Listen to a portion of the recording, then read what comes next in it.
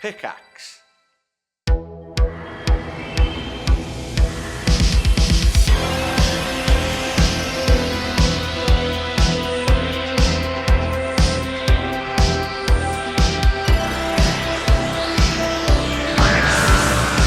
And welcome back to the Review of Death, a Doctor Who podcast and your fortnightly home for Doctor Who news and reviews.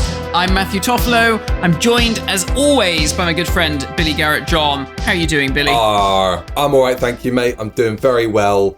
Nice early start. First time we've done a morning my side and an evening your side for a while. Yeah, it is. It is a special occasion because this is Pickaxe week, and all across Yogscast, social media, Twitch, YouTube, and in fact right now, if you're listening to it right now, this is being streamed out across the internet around the world. How could I link that to Doctor Who? Votan is beaming this directly into your ear holes. That's a very deep cut reference for people on Twitch at the moment who are probably thinking, who are these people? What's a Votan? What's a Doctor Who? What is a doctor? Well, why don't you tell them, Matt? You are the Yogscast boy. Yes, hello. Yes, I'm Matt. I've been doing Yogscast for things for the last 10 years, but on the side, I do Doctor Who things, like this. Hello. We're chatting about Doctor Who. Billy, introduce yourself. What do you do for a crust? I chat about Doctor Who, and in real life, I work in television. But this is more fun because I get to get incredulous and angry about things, and also elated and happy about things. Yeah, which I am mainly today. Angry. Mainly angry though, yeah, especially considering the last year of Doctor Who on TV. Yeah, but if you're new to Doctor Who, by the way, you haven't missed much. Oh dear. Today is slightly different though because we are going to be talking about something that warms the cockles of our heart, and our cocks, it is Spearhead from Space, which is a major first for Doctor Who in so many ways. Not only is it Jon Pertwee's first ever story as the Doctor, not only is it the first ever Doctor Who story in colour, but I think it could be one of the best Doctor Who stories of all time. Ooh, God, that's a bold claim. That's a very bold claim, sir. But is it, Matt? Do you not agree with me? I mean, it is incredibly good, I must say. I certainly think it's probably one of the best, if not the best, regeneration opening stories for a Doctor. Watching it the other night, it was just like, this is just, it ticks all the boxes. And really Jon Pertwee is instantly the Doctor. We kept saying, it's just like, he is just effortlessly that role. And it's so different from Patrick Troughton, and of course so different from William Hartnell.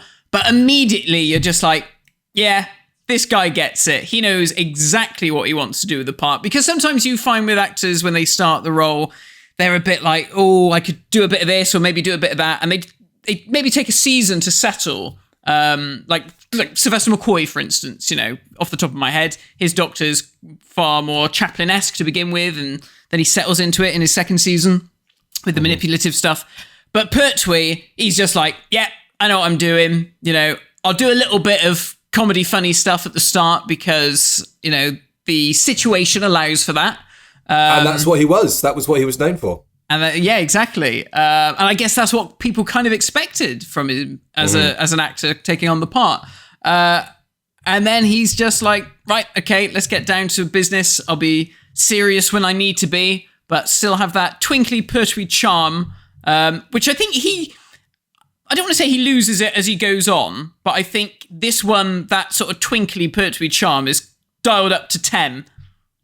Absolutely. I think he instantly is the Doctor and hits the ground running because he's probably just playing himself in this more than in any other Doctor Who. I mean, obviously, or for people who don't know, if you're watching this live across Twitch on the Og stuff for the first time, his Doctor is sort of typified as the James Bond action hero. Yeah. And so he's suave, he wears cool suits, he's got gadgets and gizmos galore. And nice car. A nice car. If it's your sort of thing. If that's your sort of thing, he's got a nice motor. Old Edwardian bangers. Which is so cool and like so Doctor Who as well, you know. Yeah. Like, but funny, he goes from a quirky Edwardian roadster that you need to like crank at the front to get going through to like a fucking flying space car at the end of his tenure. Yes, yeah. Great. Whatever happened to the Whomobile? I mean, obviously we know where it is today. But yeah, it's been rediscovered, hasn't it? And tarted up. Yeah, but I mean, like, whatever happened to it in universe? Is it just at Unit HQ? It must have been left behind. Can we expect it in like the new series on like Unit Tower to just be like stuck on the helipad? I'd hope so. I mean, it's the only thing that would make me smile at the moment in modern Doctor Who if the Whomobile turned up. But let's quickly check in on what's going on in the world of Doctor Who at the moment. Matt, any news? Yes, there is news. I should have prepared for this better, but I did luckily send you this earlier on. You did. We've got a new, well, a couple of bits actually. So we've got a new bit of casting. Archie Punjabi is set to play a baddie in Doctor Who. Now, I saw her and I was like, oh, I know her. And I couldn't think of what I saw her in. And I think she's in East is East. And she's been in loads of stuff. She's just one of those actresses that has been in absolutely everything. So that's interesting. Who knows? Let the Rani speculation begin here. They've also revealed the cover for the new Fugitive Doctor audios starting in January. I haven't seen those. Was that today? Oh, yeah, that was today. Yeah, and that was... Kill surprise, there's Daleks on the front cover. No, get out of here. So everyone on Twitter was like, not the fucking Daleks again, my God.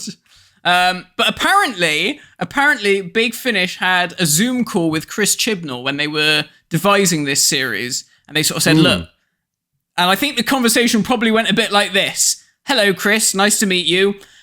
What the fuck is all this Fugitive Doctor business? And where does it work? How does it work? What's going on? Help.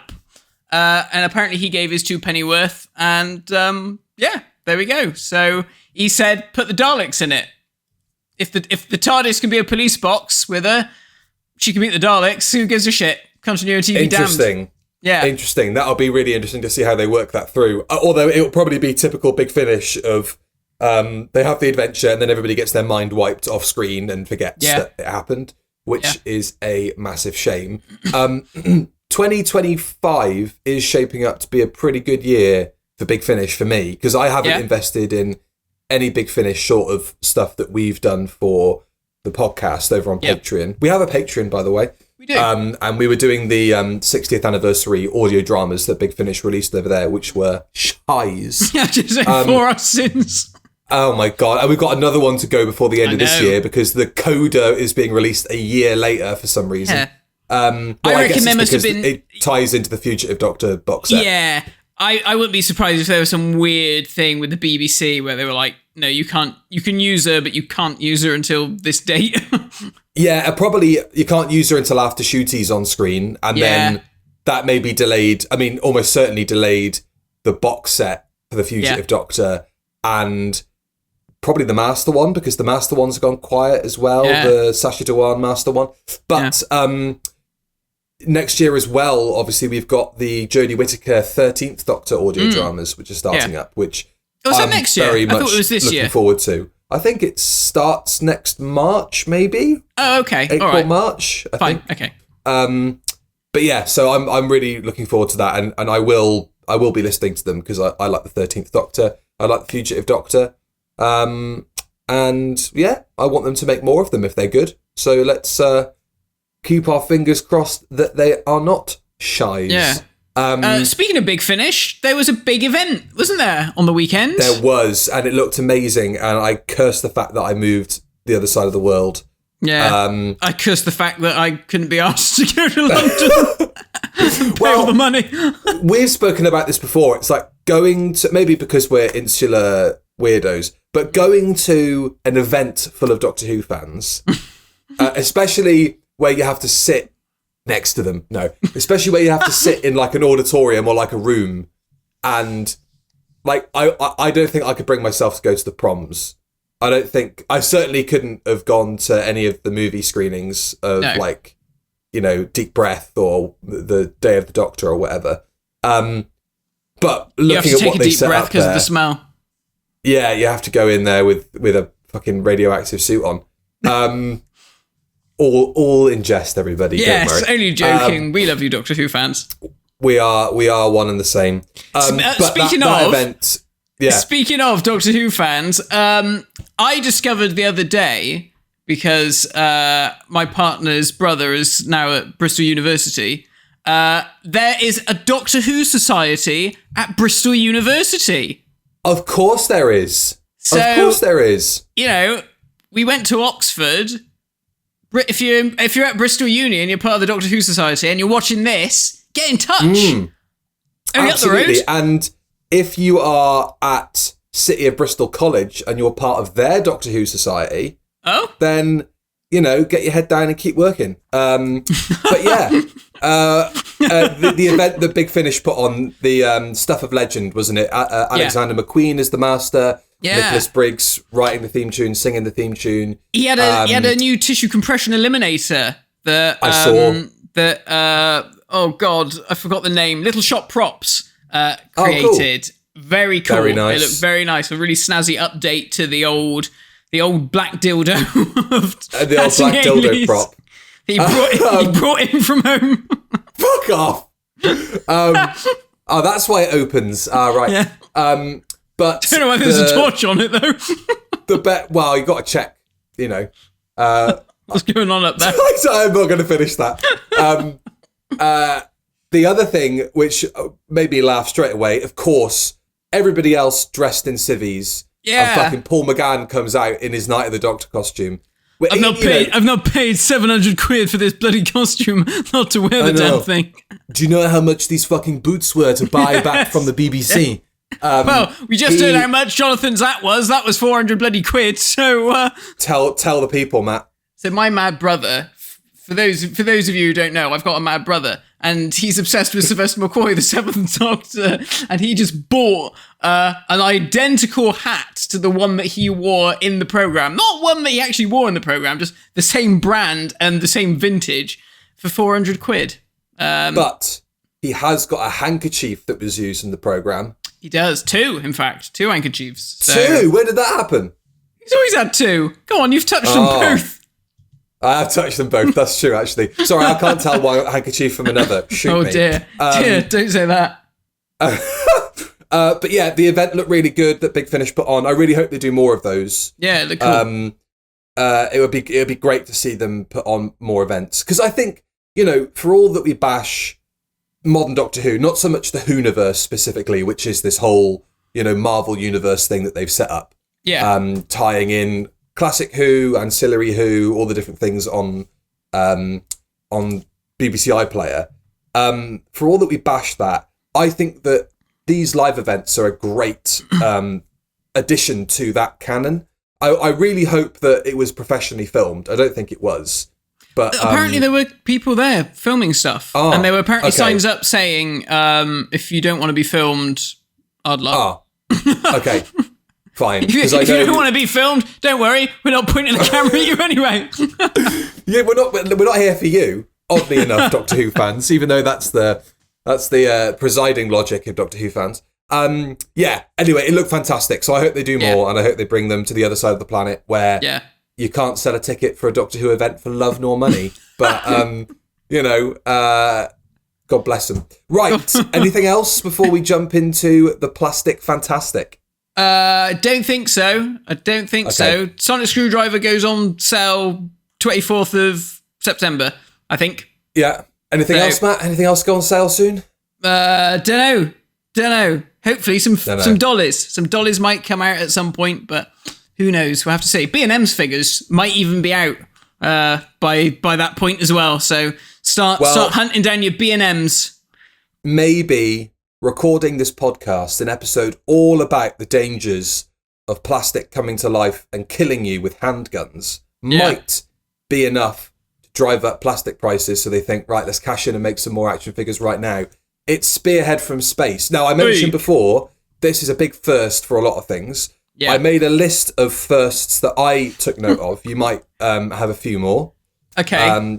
But let me know. So I've got first clean break intro for Doctor Who, a la Rose, The 11th Hour, The Woman Who Fell to Earth, where you don't tie the companion from the previous era through. I was going to say TV movie, but, you know, that does have the former Doctor in it. So this is a template with a baffled post-regenerative Doctor sort of stumbling into an adventure and taking people along with them for the ride in the immediate aftermath. This is basically the template for modern post-regenerative stories when you've got a new Doctor, a new era, a new showrunner, etc. Yeah, totally. Obviously, first in colour. First Exile to Earth adventure at the end of the previous story. The War Games, obviously the second Doctor was exiled to Earth by his own people and had his knowledge of time and space taken away, so he can't pilot the TARDIS anymore. But it's also... Is it not that there's pieces of the TARDIS missing and he has to repair it and he can't remember how to pilot it? Because it's kind of a bit muddled, that, isn't it? Yes. I mean, I don't know if they've removed anything.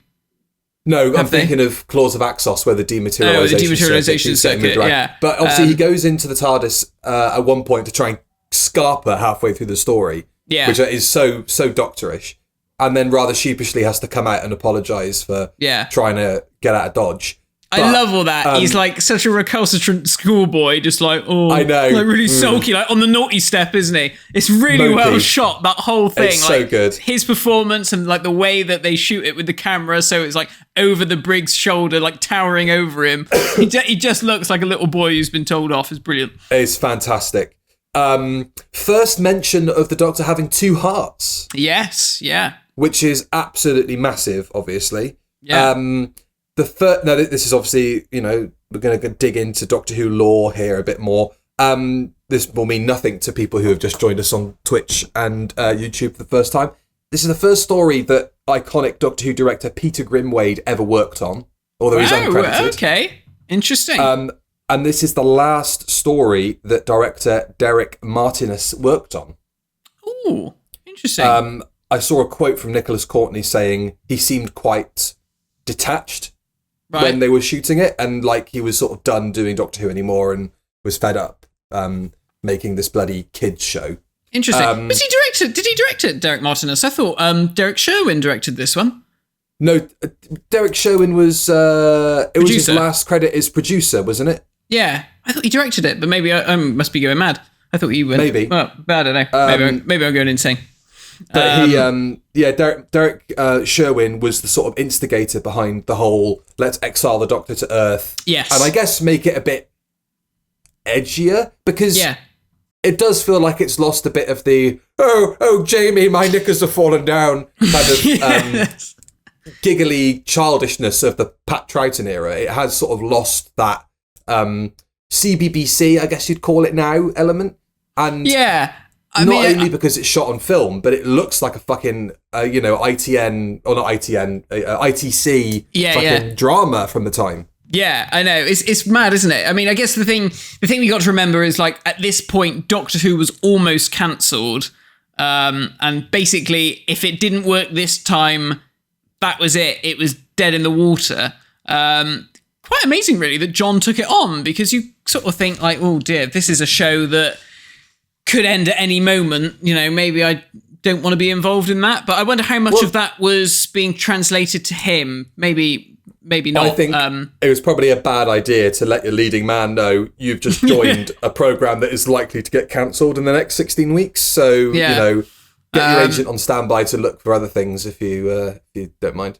Yeah. So, I mean, that's why the money is clearly being spent very, very intelligently, isn't it? Because they went, right, okay, we want to reduce the number of, like, mad sets and special effects that we need to do, so let's set it all on Earth. Let's not do all of the mad sci-fi stuff and future things where we need to build everything. Let's go and shoot it out in the streets where we can, make it exactly a bit cheaper. Let's save the money on not building a space station every week by filming the entire thing on 16mm film. That'll balance the books out. Also, I should say, final thing, it's the first time that the lead is credited as Doctor Who in the credits rather than Dr. Who. Ah, interesting. There we go. The first thing to mention about Spearhead, besides the fact it's Jon Pertwee's first, it's the first Doctor Who in colour, although that is linked to this point. This story was shot entirely on 16mm film. Yeah. So for the uninitiated, at this time in Doctor Who's history, Doctor Who is shot in studio segments on videotape, and then whenever they go off on location, which was very rare in the 60s, although started to become more frequent towards the end of the 60s, it was shot on 16mm film.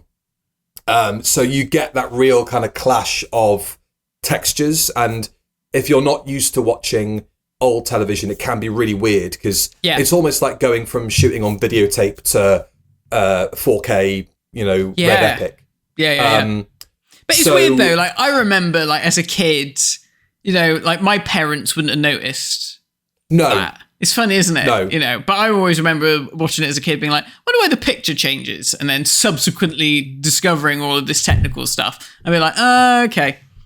Have you seen that Monty Python sketch where they're in they're all in like a manor house, and Graham Chapman pokes his head out the window and says, "Gentlemen, we are surrounded by film." Yes, I have seen that. Yeah, that's very good. Great. So as a result of a strike is the reason why they are doing this on 16mm, because the BBC's camera operators were striking over a pay dispute because they were having to work these more sophisticated colour cameras and felt like their pay wasn't reflecting the extra level of skill required to operate these cameras. And I guess it's a major change because you see it reflected in hangovers visually of the previous era. The main one being, obviously, we see the TARDIS is blue for the first time, which is, handy to know. But also the unit uniforms are the same that were used for the invasion. Is that right?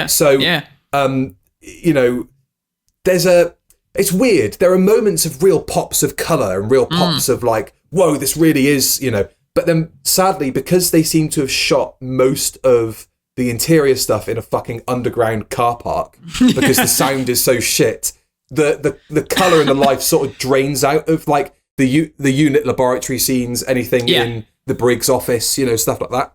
Yeah. I mean, it kind of works.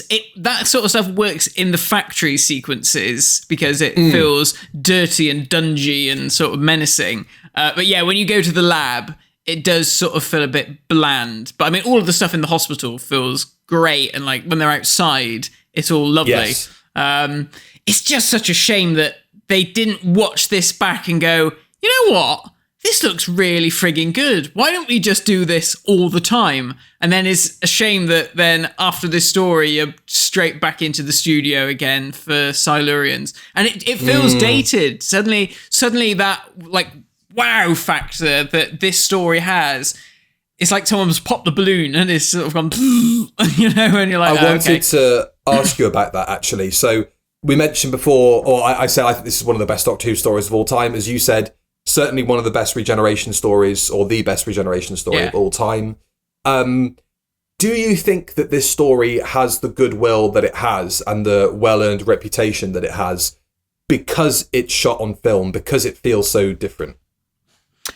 If this was a classic mix of videotape and 16mm, some of those scenes in the unit lab are long and drawn out. And I'll get on to my main issue with this story in a bit, but do you think it would have been regarded as highly if it didn't look so luscious and felt so different?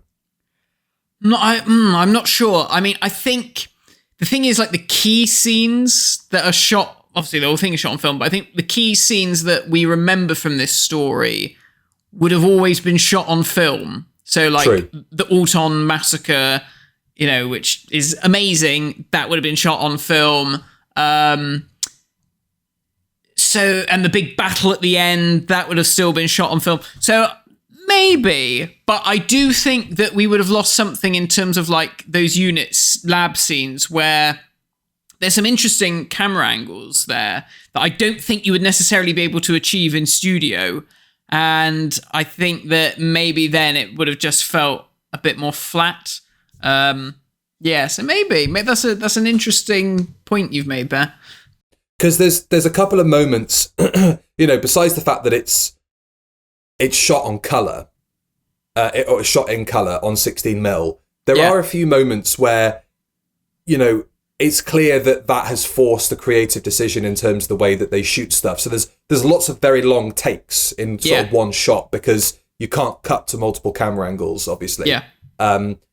But there are a couple of really clever bits of camera work. The main one that jumped out to me and made me think, if you're watching this in 1970 and you've got a black and white TV, it would still feel different, I think, this compared to what had come before. And the main bit in part one is when the Brigadier goes to the hospital and the press swarm him. Yeah. And they actually get that 16mm camera into the throng of journalists. Yeah. And the cameraman's being buffeted around and, Nick Courtney isn't shot on the most flattering angle. He's kind of got his head turned to the camera like it is newsreel footage. Yeah. And I just think that's fantastic. And you don't really see that kind of journalistic guerrilla shoot from the hip filmmaking happen in Doctor Who again, or at least that I can think of.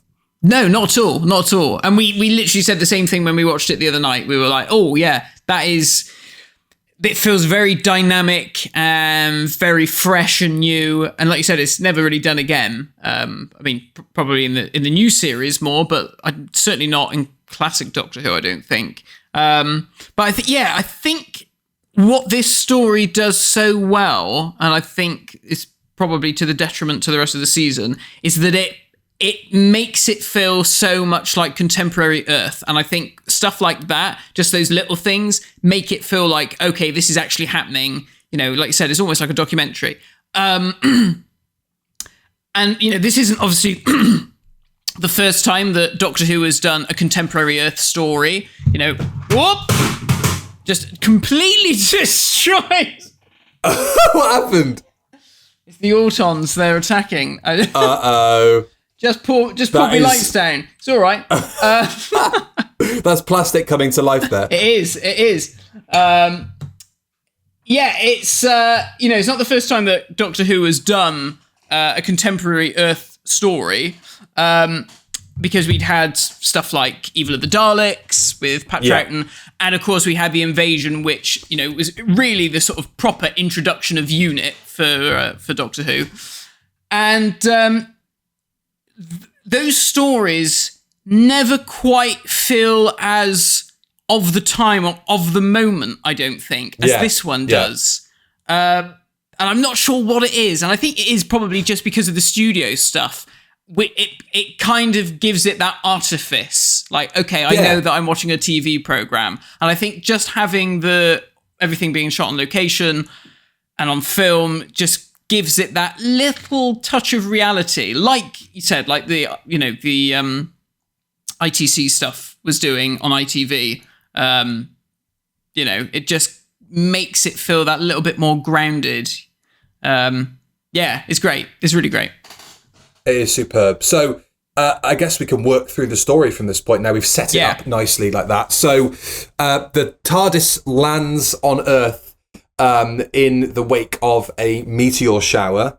Everybody's very sweaty in the opening scene. Is it supposed to be explained that like the meteor shower is causing like a heat wave? I seem to remember there being something maybe on an infotext that said, oh, maybe maybe because of the conditions they were shooting in on location, they were going to write in something to do with a heat wave. And they never bothered. I thought that like that nerdy guy just added adults for his superior officer. No, he'd been caught having so he observes these meteorites coming down. We find out later that 5 months prior, There was an identical shower of meteors in the same location. And through this conversation about what the hell is going on, we meet the Doctor's new companion, Dr. Elizabeth Shaw. Yeah. And what do we think of Liz? Because she's only in the series for 1 year, which constitutes 4 stories. So she's barely in it, really. And of course, immediately afterwards, we get Jo Grant as the Doctor's companion, who becomes iconic. Do you like this dynamic between the Doctor and Liz? I like Liz Shaw. Don't get me wrong. I just don't think the dynamic works because I think they struggle to give us stuff to do. Because obviously she's meant to be super brainy scientist lady, but then you've got the Doctor who's also supposed to be super brainy scientist, and you can't really have two of the same together.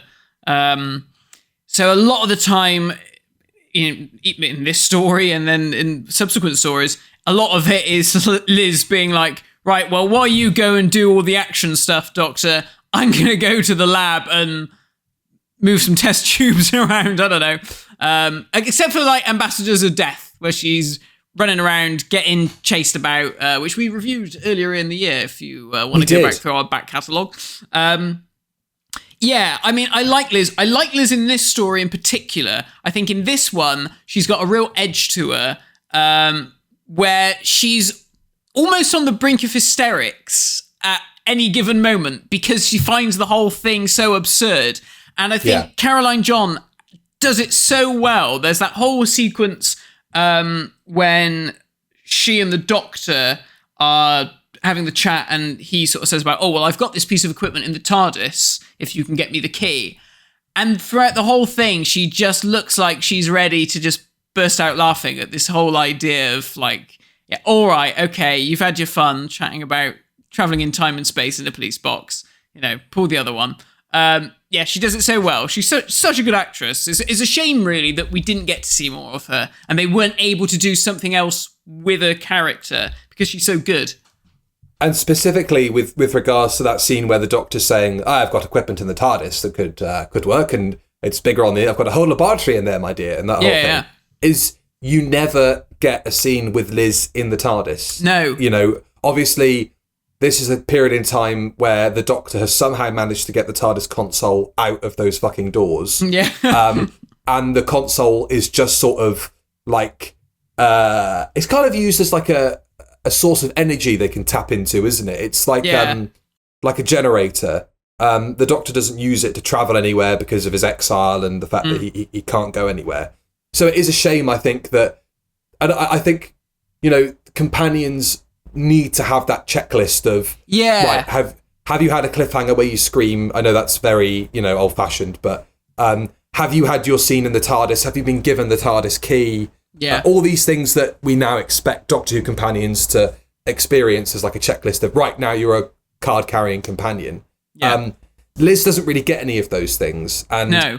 I think that might be part of why, sadly, I think Garratt-John is forgotten or not as regarded as other companions from around this time. Because she's sandwiched right between Jamie and Zoe and Jo Jo Grant. So, she's got no chance, really. No, she hasn't. And then, of course, on the other side with her, she's got the Brigadier, who is such a good character in his own right, and established. Established. That's it. He's been in a couple of stories by this point, and he's really the through line that connects this series to what's gone before, which is great. It's a clever way of doing it, and it was interesting when I was watching it back the other day. He kind of accepts that the Doctor's the Doctor very quickly because, initially he hears about, oh, we found a police box in this wood, and he thinks, oh, right, so weird shit's going on, police box in the woods, the Doctor's here. Goes to the hospital, it's not the same Doctor, but this guy recognises him, and then by episode 2, like one of the Brigadier's first scenes when he's looking at the shard of plastic from the meteorite, he refers to this strange man as the Doctor, and you're like, oh, okay. He's like, well, all right. I think it might be I've been chased by Yetis and I've been chased by Cybermen. Sure, he's changed his face, his height, his voice. I think it might be, no bloke could come in and talk such utter bollocks like the Doctor. This has to be the Doctor, regardless of if their face has changed. This has to be the Doctor. But yeah, so like you say, the Brigadier goes to visit the Doctor, who is in hospital. He's in a self-induced coma. The Doctor that is looking after him, I could not get his face out of my head. I was looking at him, I thought, you fucking remind me of someone. You're the spit of someone that I know. He always reminds me of Aid Edmondson. He does look like Aid Edmondson. That's the other one. The one that I thought of, because I Googled him straight away, and I was like, what else have you done? And, he was in Darling Buds of May, or, Last Summer Wine, or whatever. He's got like maybe 10 or 11 credits on IMDb. Yeah. I might get this wrong, because, I often say this and people in the comments say, what the fuck are you talking about? I think he is the spit of Stuart Bevan. Stuart Bevan. Oh, yes, he is a bit, isn't he? Yeah. Do you know what I mean? Yeah. But I was like, I'm sure I know you from something. Anyway, so the Doctor is out of it. He keeps talking about shoes, and he's holding on to this TARDIS key. All that stuff is so good. All that stuff is so fun. One thing I must say, I've got a layer of criticism at this, and I don't know why they did it, and I want to know why. Why did they, when the TARDIS lands, why did they do that model shot and then cut to it on location? Why didn't they just shoot the TARDIS materialising on location? Would it be easier to do a rollback and mix in a controlled environment where you can keep the lighting consistent? Probably. And if also it was a windy day, the trees swaying and stuff, probably a nightmare. I don't know. It always annoys me. It. Yeah. I think if they do a special edition on the Blu-ray, which I think they could do, I don't think it necessarily needs it, but that would be the one thing I think they should do. Sort the TARDIS landing out. And because obviously the model looks so different from the prop, which I know we're used to with classic Doctor Who. I don't know. Always bothered me. I don't know. I was watching this with my fiance, and half the time she was looking at her phone. Just want to get that in there. You just want to make sure that I'm a Doctor Who fan and I'm attached. I got a girlfriend. Back of the net. I don't think she would have noticed, and I kind of take her as a barrier for, is this something that normal would run with normal people? I don't think she would have noticed that. Okay. One thing she did notice though was in the Doctor's ward. There's a fucking beautiful pink radiator behind him. Yes, there is. Yeah. And when you pull back as he's kind of sitting up in bed, there's a really lovely antique, or I guess maybe not antique at the time, radio. Yeah. And I think they've put that there to cover the pink radiator up because it's so incredulous. It's so conspicuous in the shot. I think they must have gone, God, we need to distract people's eyes from that fucking radiator. They were probably thinking, bloody hell, I know we're shooting this in colour, but come on. Yeah, let's tone it down a little bit. So the Doctor escapes from the hospital. Yes. But only because he is kidnapped by some very shiny-faced looking chinless wonders in lab coats. Question, Matt. Why do they kidnap him? I guess they kidnap him because he arrived at the same time in the same area, so perhaps he knows where the swarm leader has been taken.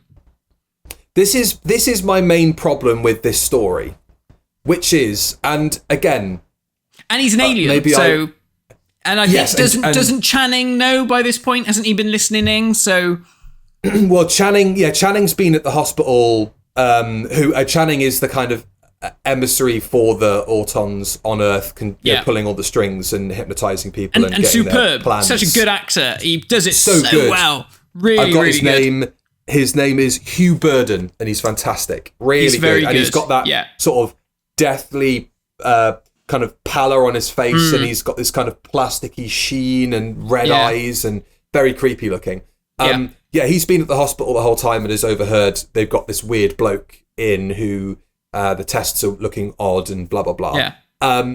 But my main problem with this story, and again, I might not have been paying attention enough, even though I've seen this probably 36 times across my life. Yeah. And the rest. A lot of what is going on is implied rather than like laid out. So obviously, UNIT are there to combat threats from extraterrestrial forces. Yeah. And the Autons' plan, or the Nestines' plan, is to colonize Earth by making plastic facsimiles of world leaders and eminent people to, I guess, they infiltrate positions of power, and then they can kind of pull the strings on behalf of the Nestines. But a lot of this plan is inferred. Nobody actually sits down in the UNIT lab and pieces the puzzle together and says, well, General Scobie is responsible for the nuclear weapons. And, none of that is actually laid out. As far as I can tell, it's just, there's a dodgy factory with some weird looking people. And then most of the episode is them trying to figure out what the plastic meteor is made out of, and then trying to convince the army to raid the factory. And that is the story. That's it. Yeah. So it's a waffle-thin plot, but as waffle-thin plots go, it chunks along. So you don't necessarily notice there's a lack of putting together the pieces and making a story, making a plot. Yeah, no, you're right.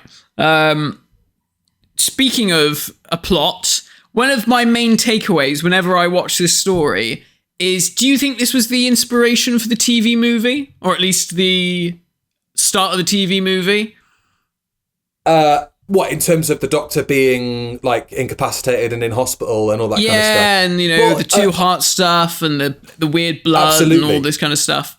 I mean, it's probably one of the only Doctor Who's the Americans would have looked at and gone, well, that looks swell, because it's not being shot in a TV studio and it's really flat. They went, wow, they put some money into this British show. Yes, but like we said before, this is the template, isn't it? Even in the Christmas Invasion, the Doctor is out of it for the majority of the story. The 11th Hour, a lot of that takes place in a hospital. He gets his clothes from the hospital, doesn't he? Yeah, exactly. And you get all that great stuff with John, like looking in the mirror and moving his face around, and Planet Delphon, where they communicate with their eyebrows and all that sort of stuff. Just when he didn't get his cock out and said, "This is the planet Willy Wongus," where they communicate with.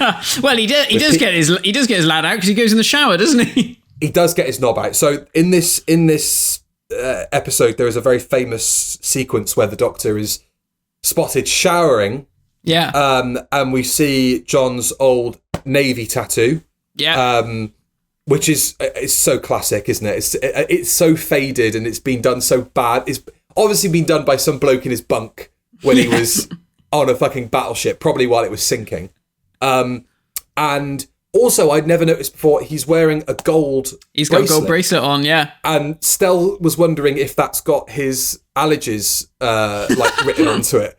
Because it was like maybe the Time Lords just did him a favour and said, well, this Doctor is allergic to penicillin and nuts. Yeah. So please keep them away from him. So he's also got a ring on his pinky finger as well. He does have a ring on his pinky finger. It all regenerated with him, unless Patrick Troughton picked it all up during season 6B. Yeah, maybe. What's the story behind the ring then? Who did he get that from? Don't know.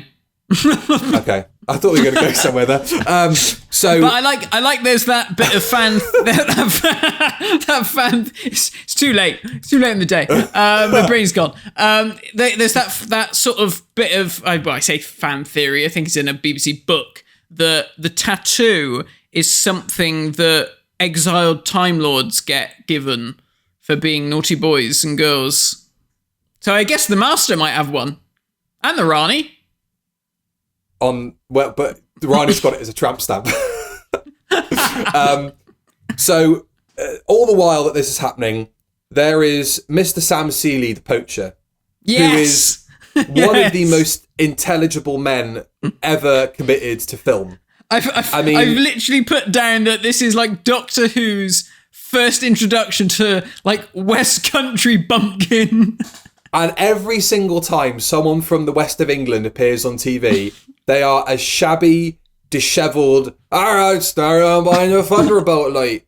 They're just that is their entire character. Yeah, sounds like my uncle, to be honest. Well, that is what we sound like. But Sam Seeley's great. The name of the actor escapes me, but his whole thing is that he's found one of the Nestine swarm leaders. He's found the swarm leader, hasn't he? Thunderbolts, I call them.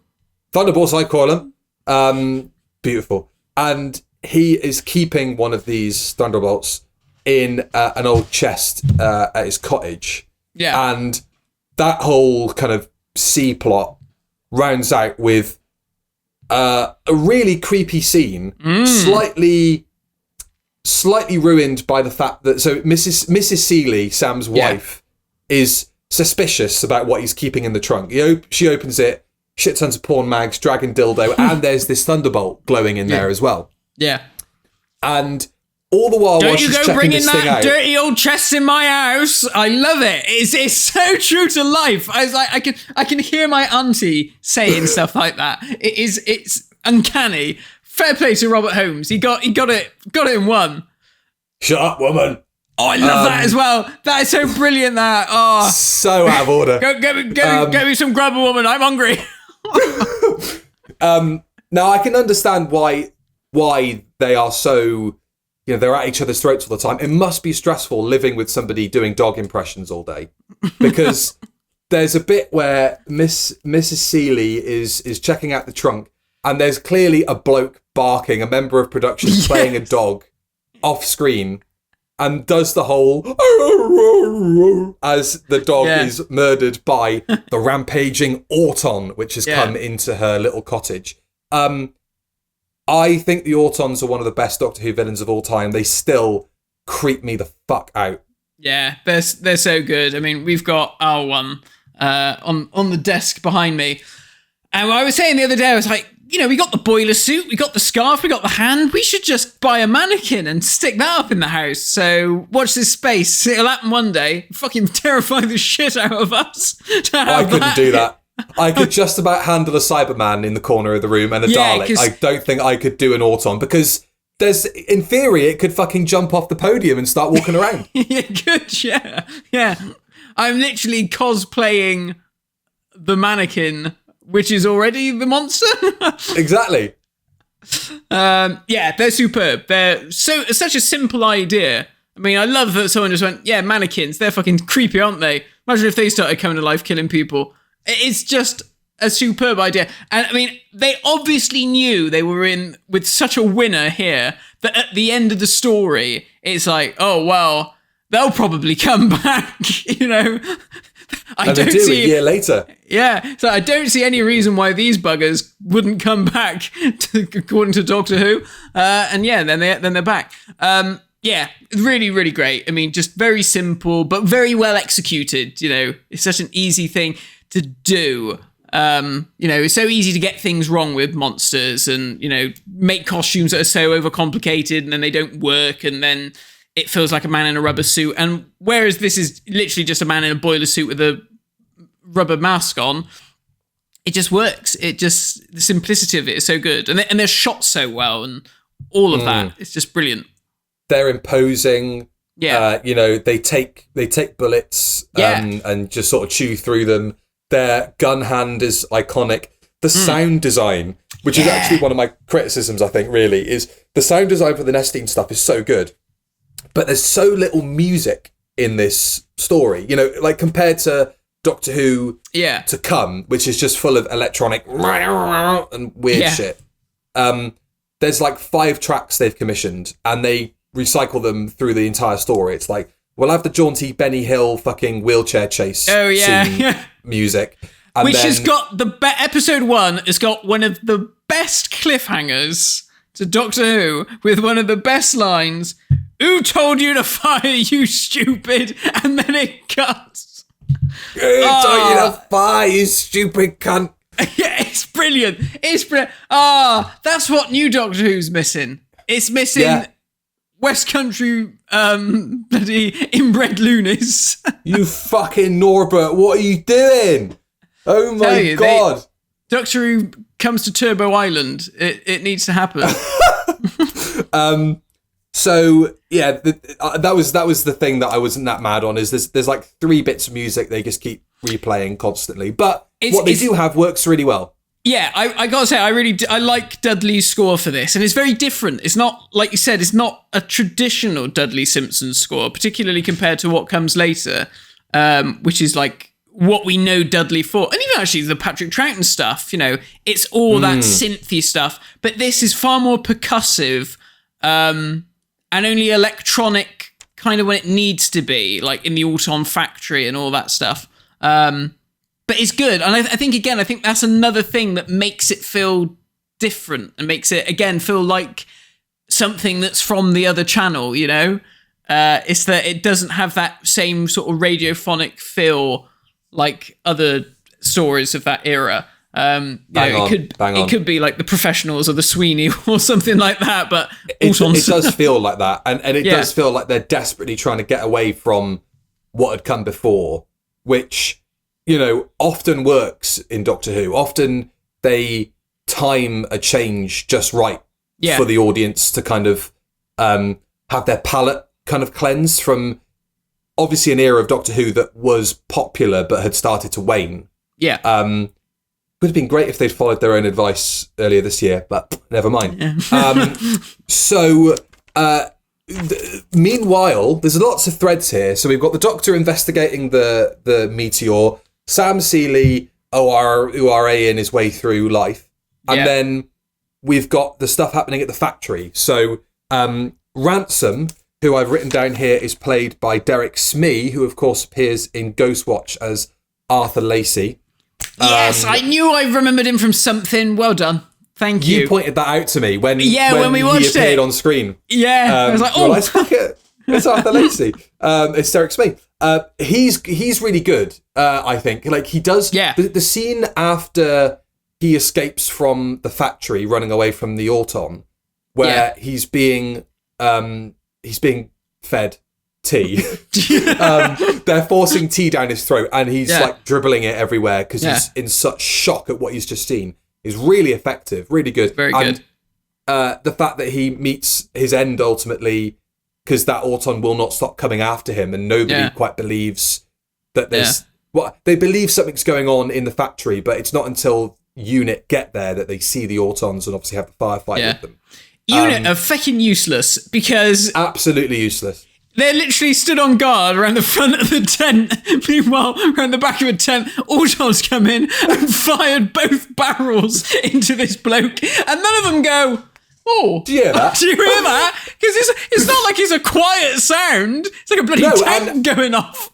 Every single time the Autons are around, there's a meow, meow, meow. Anyway, they're like, is that your phone going off? What do you mean? It's 1970. I haven't got a mobile. Oh, right. Yeah, weird. Very, very strange. So Hibbert had fired Ransom in the past. That I hadn't thought of that until you said it. I was like, oh.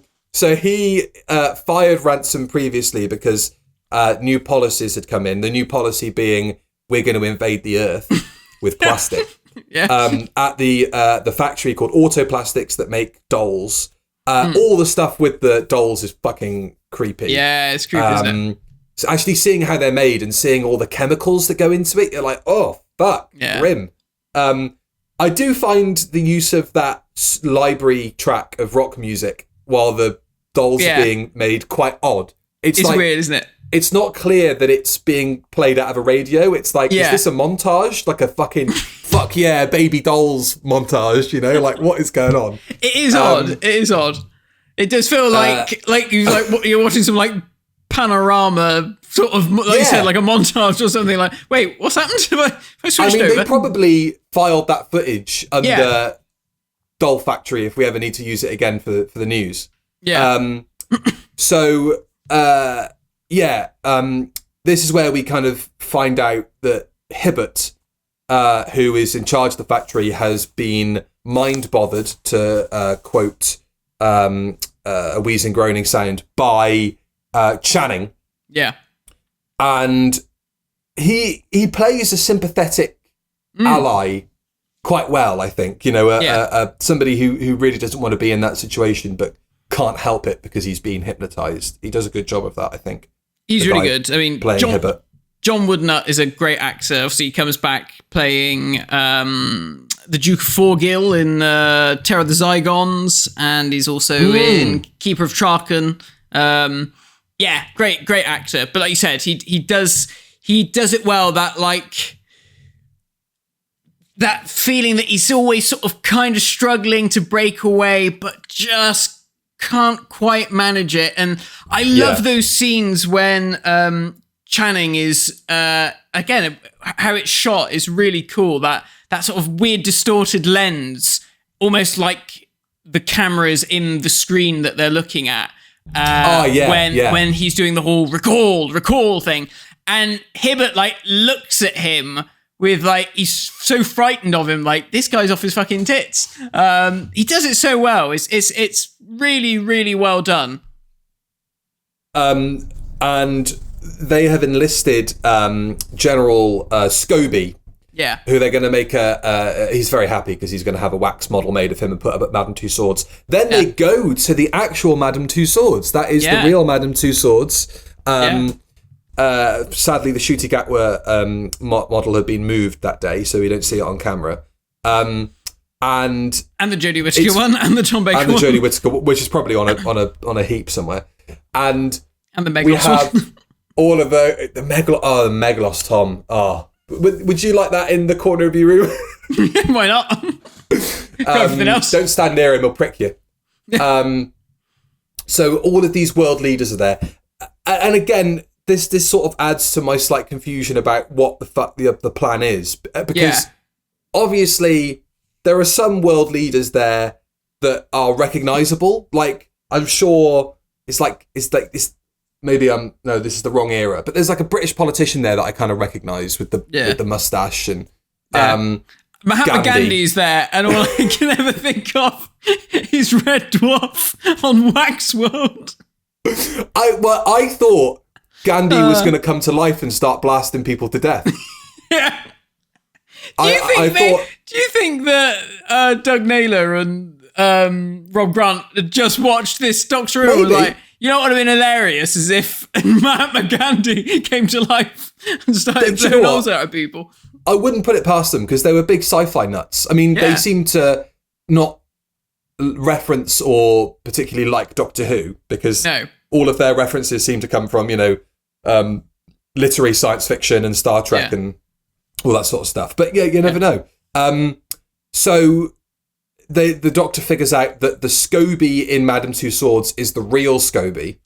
Yeah, this is where and Jonathan mentioned this when we watched it the other night. It's this is what I don't understand. Why do they put the real one in Madame Two Swords? What's the point?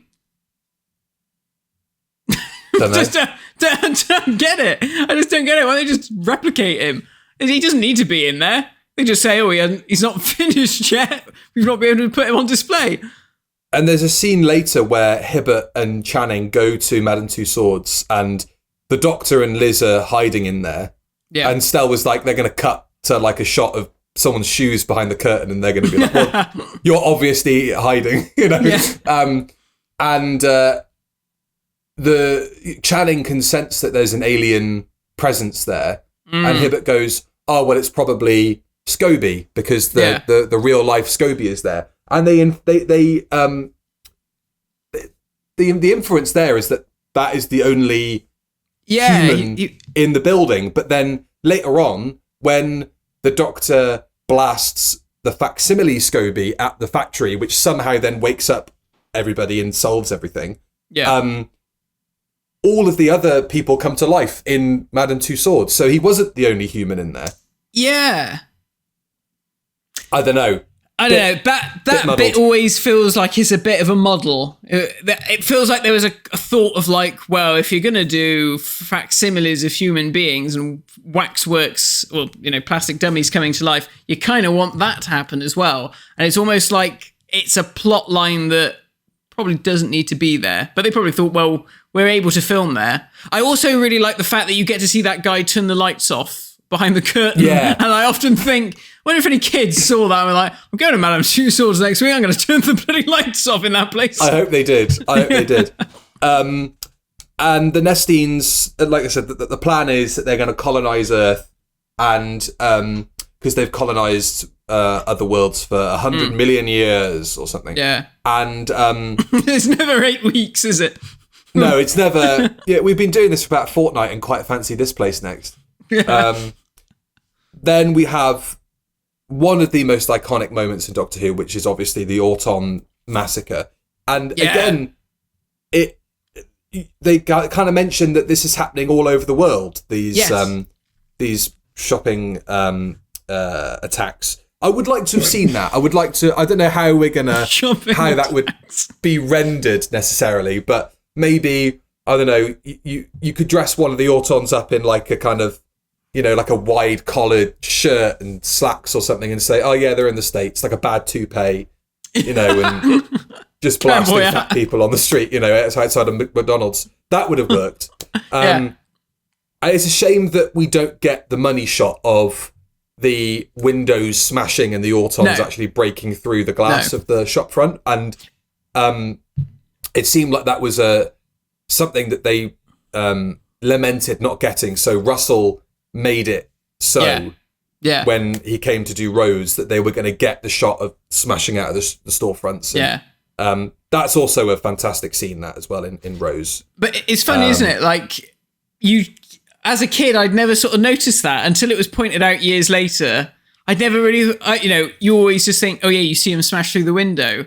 But you don't. And then it was like, oh yeah. But I mean, I don't think it's very clever. It's cleverly done. But that whole sequence is phenomenal, and the extras are great. They really sell it. That guy who gets shot and then does a cartwheel down the road. He's beautiful work. Fantastic. My nephew loves that guy. One of Doctor Who's better deaths, I gotta say. It is. I always think when it cuts to that woman screaming, obviously they've put some wild track of woman screaming underneath her, but in my head it always cuts to that shot of the woman peeing herself from threads. So I think somebody should edit that scene to be a bit longer. She just immediately relieves herself upon seeing an Auton.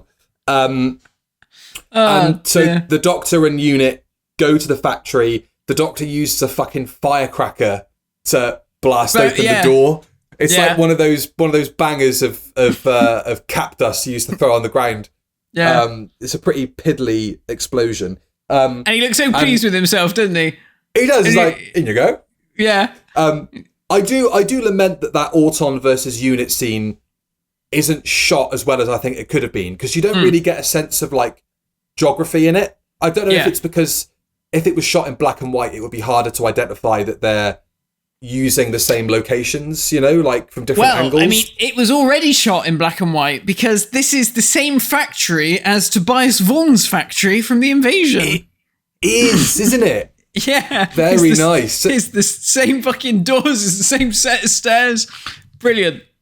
Great. They must have identified, like, next time we come here, we'll get someone to jump off of that. That'll be great. yeah. Just write a script so we can come back. I love that. I mean, it's a great action sequence, I love that bit where that, like, tanker full of petrol gets shot at and just explodes, and there's some unit soldier behind it who's just been incinerated. You just think, God, Doctor Who in those days, they just didn't give a shit, did they? They didn't. Like, I cringe every single time I see that clip of the Auton falling down the brick staircase. Oh yeah, because he does just go limp. You just think, oh fuck, ow! I hope he had shin pads on or something. Nah, not in those days. Probably not in those days. No. The Doctor has rigged up this device with Liz. And he goes into the unit, the Nestine base, where you see the squid monster. You see the Nestine creature, and the he has his giant final anus with the giant winking ani, and which Jonathan had never noticed in 40 years of watching this program. He was like, "I'd never thought of that as an anus before," and I was like, It's a big asshole. Yeah. it's a big giant asshole, pulsating. It is a big poop shoot. It is. Yeah. And I love the bit where the Doctor he's chatting with Channing, and Channing goes, "This creature is perfectly adapted to survive and take over this world." It's like, it's fucking fried calamari the second it gets out of that box. Yeah. It's not going to survive on this planet. I love that. That is so ridiculous. So the Doctor uses the device does he deal with Channing first, or yes, deals with Channing first? Yes, he does. Yeah, can't remember. And then has a fight in reverse with this squid thing. Yeah, and there is some prime Pertwee gurning in this. He hits the ground running with the gurning, doesn't he? Yeah. He's that's what he's known for, and he does it well here. That was the one thing we sort of said. It was like, oh, it's a shame that the Nestine doesn't quite work as a monster, because it is just, some men wangling some bits of rubbery tentacles around, and Pertwee just going yeah and like chewing on it, chewing the scenery. He's probably going like, I haven't had a feed yet, I will, I don't mind squid.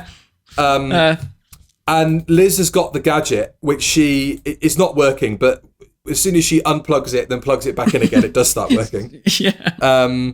And then you see, then the Nestine creature is done with. Channing's lying on the floor with toothpaste coming out of his mouth. He was an Auton all along. Great. He was an Auton all along. I do like the two pans down to the floor that you get with General Scobie and with Channing, where you see the Auton face. Because like their uniform in this with the boiler suit is creepy, but then they've got these fucking silver platform boots.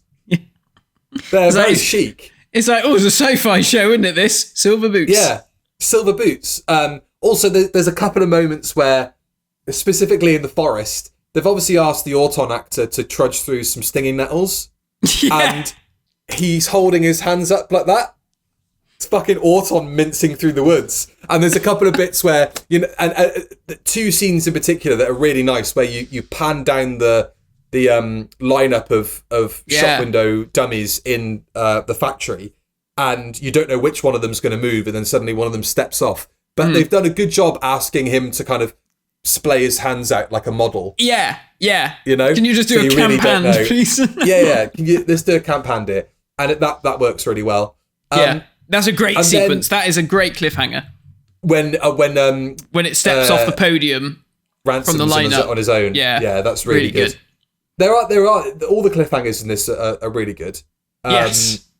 Because then, of course, there's General Scobie with what I imagine at the time was quite a technical split screen wipe. Yeah. Because Scobie's in the foreground. He's on the phone to the brig, and he says, "Oh, well, that sounds terrible.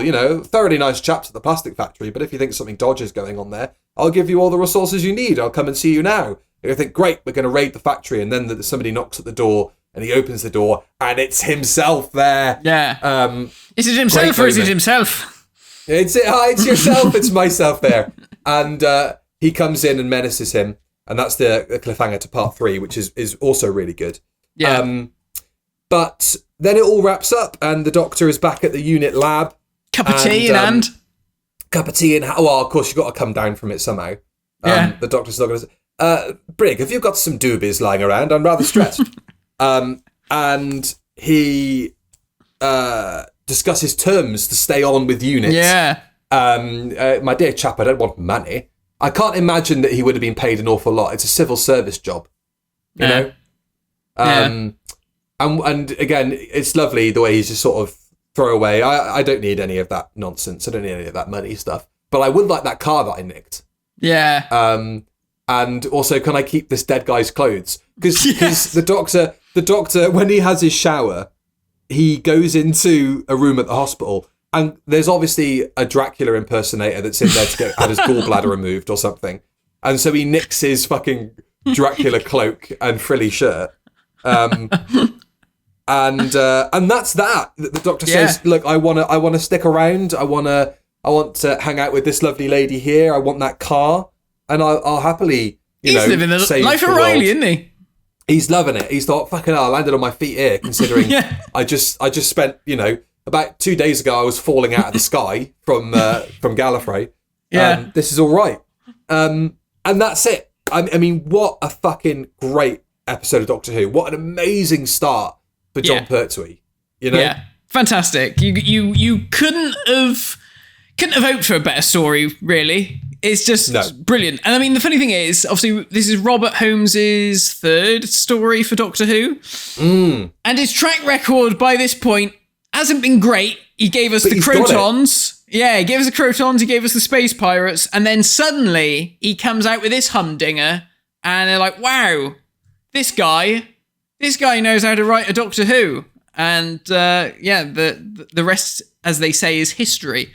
But yeah, cracking story, absolutely cracking, and it whips along really. I think pacing wise, it really does. Yeah, I mean, I was watching this on Plex. Shout out G-Man Pantho, and I was looking at the running time because it was split into parts on one part of the server, and then there was a what I thought was an omnibus version of it because it ran to an hour 38.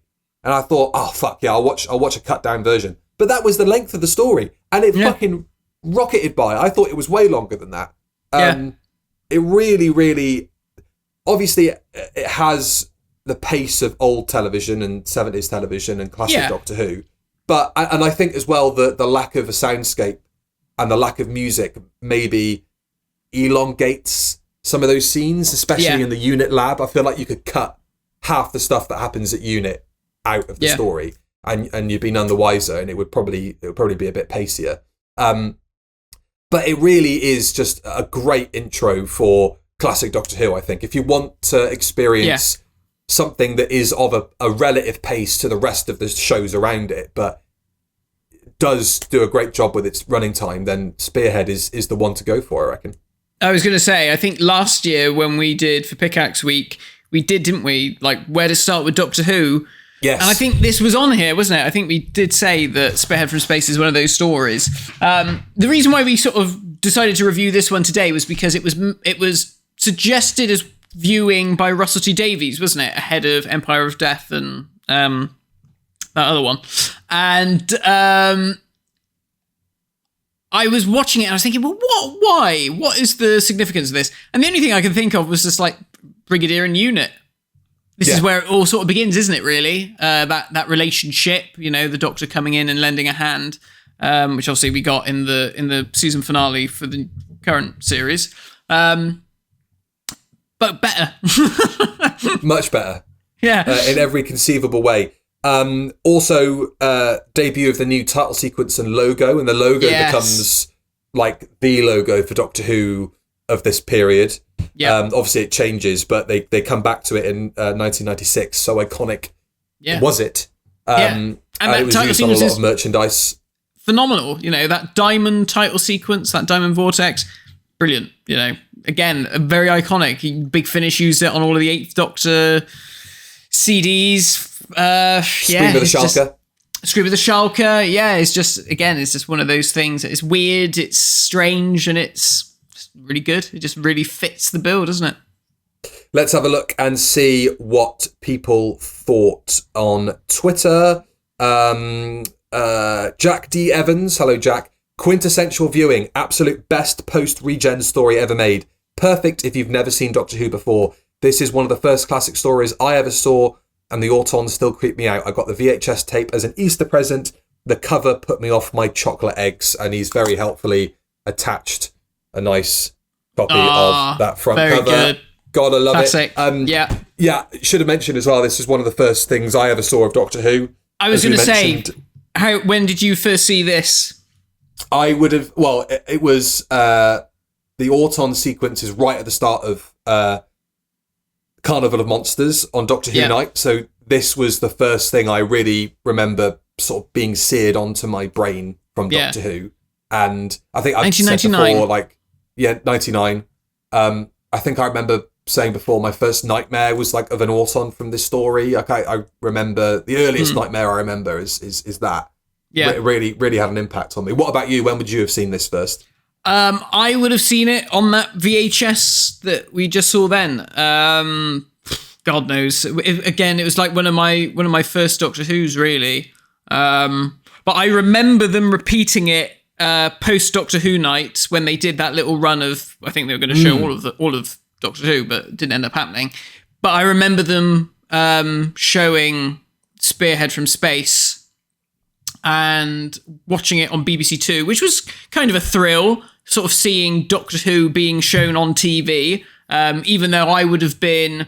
Hang on. No, hang on. Work it out. What would I have been? Shave a couple of years off if you want.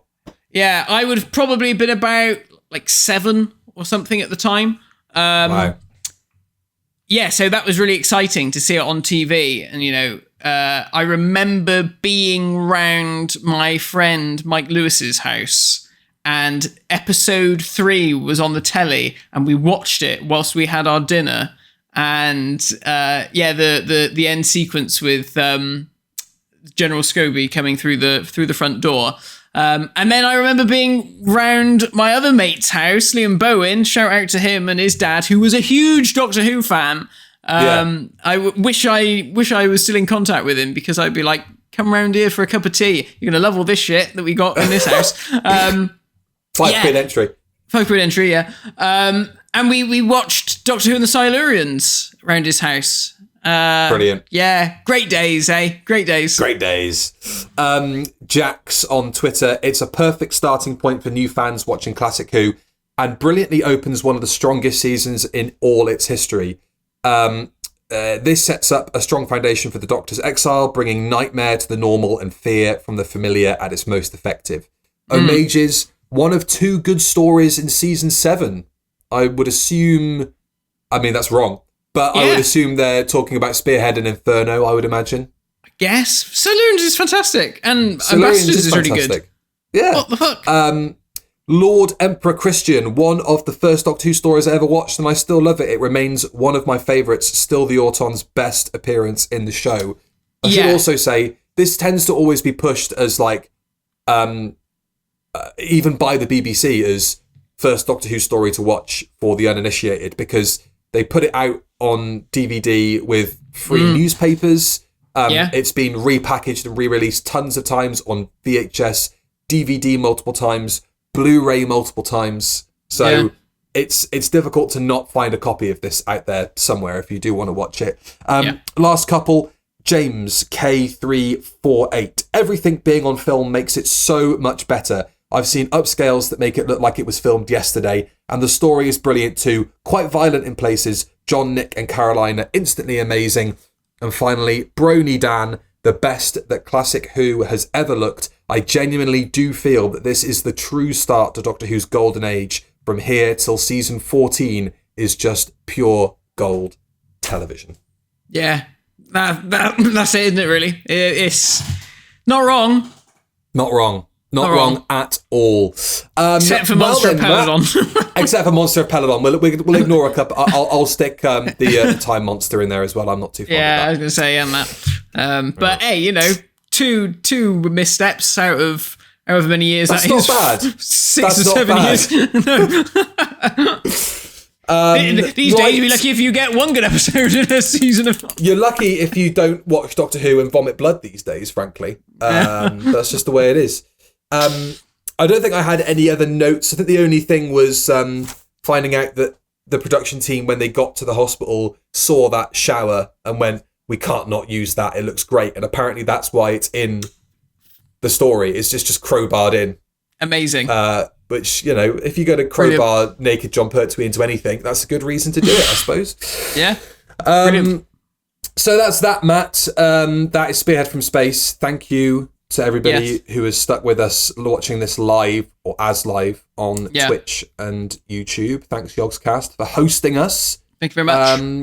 we are available in all the usual places, aren't we? And we should say, before we say what we're coming to next time, we have a Patreon where we upload lots of extra cool bonus bits. Last week, Matt and the aforementioned Johnny did a commentary of Search Out Space, which baffled, bemused, and angered them to equal measure. I can only apologise for making you guys watch that. But there's loads of other things on there that you can check out. Good job you're not in this country. We'd come and break your legs. Fucking knock my head together. Anything else, Matt, before we preview next time? No, not really. Just, this was very good. This was a nice palate cleanser. What's next? Next time, you're not going to shit down my throat again, are you? I might shit down your throat. We are what a fucking horrible term. We are going to look at one of the stories that this directly influenced, in that it's a clean break, it's set on Earth, and features a brand new Doctor wearing... I know what you're going to say. a outfit that is not dissimilar to Jon Pertwee's in this story. It has been, God knows how many years. I think it's 7 years. Long enough. Since the debut of the 13th Doctor, Jodie Whittaker, on TV. So we are going back to watch her inaugural story, The Woman Who Fell to Earth. That is next on the Review of Death. 2 post-regen stories in a row, setting up a bit of a theme here. We had Deep Breath a couple of weeks ago with Peter Capaldi as well. So we're doing all the heavy hitters, but don't worry, we'll get back to the shit one soon. Oh, God. All right, well, got that to look forward to. What was that, 2018? It was, wasn't it? Yeah. 2018, yeah. 2018, my God. Not a particularly good year for me, but... No. Same for me, that was pretty shit as well. yeah. And then this happened, so... Yeah, good. Okay, well, we got that to look forward to. Probably this is the first Jodie Whittaker Doctor Who story I'll have watched since Power of the Doctor. And it's the first time we've revisited the Whittaker era that wasn't an episode that was going out at the time, because the first new series we reviewed as part of this version of the podcast was Flux, which was her last season. Yes, so, of course. This is the first time we're going back and doing... basically as recent a Doctor Who as we can do without retracing our steps. So yeah. Interesting. Well, we'll see what that's like. It'd be interesting to. I'm not saying I look forward to it, but I'm interested to see what we make of it so many years later. 6 years on. 6 years on, and and we've had a whole new Doctor and a whole new production team in that time. Well, not that new. They're all the same old fuckers from before. But anyhow, well, we got that to look forward to, which reminds me, I've got the dentist on Monday, so if you got Ask that joke, for a couple of facial implants, why not? Yeah, I really think that my teeth would look better on my cheeks. And on that note, thank you all for watching. We shall see you all next time for The Woman Who Fell to Earth. Cheerio. Goodbye. Bye-bye.